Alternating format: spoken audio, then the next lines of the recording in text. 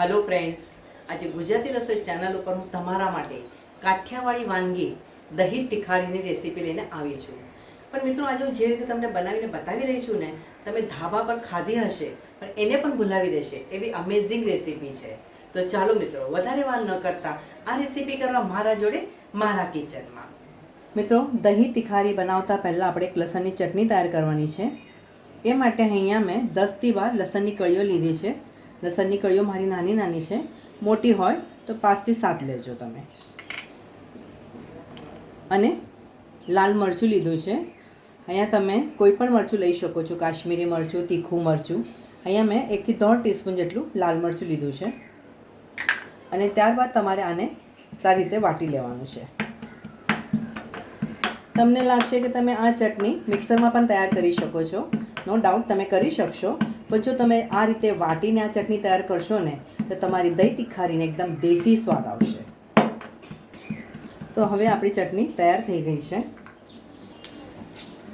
जुओ, आ रीते तमारी आ चटनी तैयार थई जशे। सौ प्रथम आपणे कढ़ाईमां 2 થી 3 चमचा जेटલું तेल नाखवानुं छे। मित्रों, अहींया मैं नॉनस्टिक कढ़ाईनो उपयोग कर्यो छे, એટલે તેલનું પ્રમાણ થોડું ઓછું હશે તો પણ ચાલશે। ખરેખર આ વાનગીમાં તેલનું પ્રમાણ વધારે હોય છે, પણ મેં અહીંયા થોડું ઓછું તેલ નાખ્યું છે। તેલને આપણે ગરમ થવા દઈશું। તેલ ગરમ થાય કે 1 ટીસ્પૂન જીરું નાખીશું, 1/4 ટીસ્પૂન હિંગ નાખવાનો છે।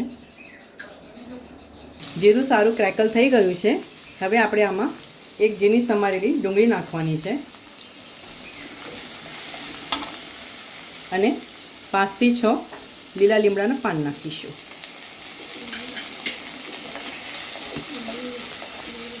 મિત્રો, ડુંગળી નાખવાથી તમારી દહીં તીખારીને થોડો ટેસ્ટ ગળપણનો આવશે, પણ ખાવામાં ઘણી સરસ લાગશે।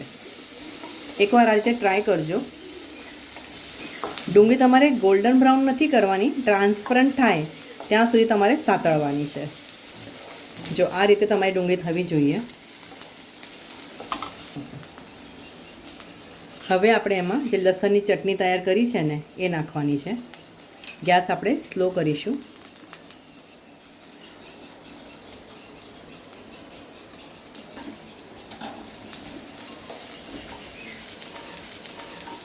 આ લસણની ચટણીને તમારે સરસ 2 મિનિટ માટે ધીમા ગેસ ઉપર આ રીતે સાતળી લઈશું।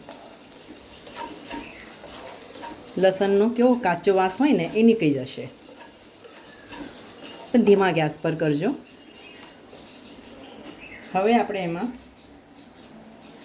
1/2 ટીસ્પૂન હળદર પાવડર નાખીશું। સ્વાદ પ્રમાણે મીઠું નાખવાનું છે।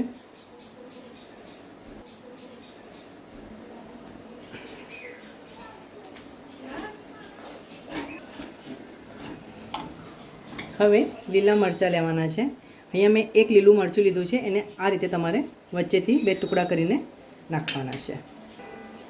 લીલું મરચું નાખ્યા બાદ 2 મિનિટ તમારે સાતળી લેવાનું, જેથી લીલું મરચું કાચું ના રહે, અને 2 મિનિટ બાદ તમારે ગેસ બંધ કરી લેવાનો છે। મિત્રો, અહીંયા મેં 300 ગ્રામ દહીં લીધું છે। દહીંને તમારે આ રીતે ચમચીની મદદથી સરસ હલાવીને એકદમ સ્મૂથ કરી લેવાનું છે।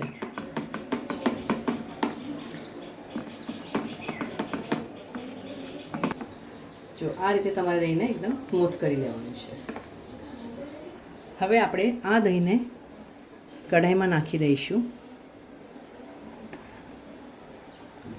મિત્રો, અહીંયા ગેસ તમારે બંધ જ રાખવાનો છે, અને દહીં નાખ્યા બાદ તમારે એને એક જ ડિરેક્શનમાં આ રીતે ફેરવતા જવાનું છે।